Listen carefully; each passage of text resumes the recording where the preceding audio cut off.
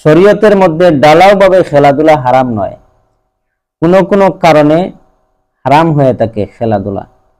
তাই বর্তমান যুগে যারা ইহুদি খ্রিস্টানদের খেলাধুলাকে সাপোর্ট করতে গিয়ে ইহুদি খ্রিস্টানদেরকে অনুসরণ করেন বিভিন্নভাবে, তাদের জন্য বহু বড় দুঃসংবাদ হলো আল্লাহ পাক রাব্বুল আলামিন এই তাদেরকে সাপোর্ট করার কারণে হয়তোবা এই সমস্ত বেদিনদের সাথে আপনাদের হাসর হতে পারে, আল্লাহ তাআলা আপনাদের হাসর করতে পারেন।